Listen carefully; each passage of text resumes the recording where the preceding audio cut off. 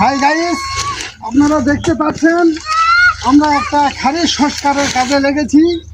এই খাড়িটা কয়েকদিন বৃষ্টি হওয়ার কারণে এই খাড়িটা ডুবু ডুবু হয়ে গেছে। বাড়ি ঘর, জমা জমি, আবাদের জমি সব ডুবে যাচ্ছে বর্তমানে। এই জন্য সরকার থেকে আমাদের একটা প্রকল্প দেওয়া হয়েছে।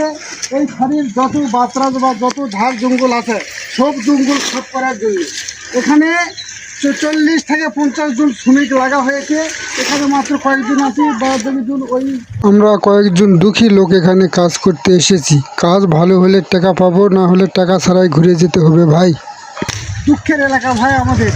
সবাই ভিডিওটা কমেন্ট করবেন ও বেশি বেশি করে শেয়ার করে দিবেন, যাতে এই সরকারি কাজটা যাতে এই পাহাড়ের পানি এই সচরাচরভাবে নামে যায়, কারোর জন্য কোনো আমাদের জমা জমির ক্ষয়ক্ষতি না হয়। এই জন্য সবাই একটু এই ভিডিওটা শেয়ার করবেন ভাই। এটা খেয়ারা অঞ্চল ভাই। আমাদের এই অঞ্চলে আলু চাষিরা বস্তা বস্তা আলু এই খাড়ি দিয়ে ভাসে দেওয়ার কারণে এই বাতরাজের ভিতর থেকে শুধু পচা আলু বাড়াচ্ছে আর পচা আলু বাড়াচ্ছে ভাই। কৃষকের দুর্দশা দেখুন ভাই, কত কষ্টে এবারে কৃষকের দিন যাচ্ছে।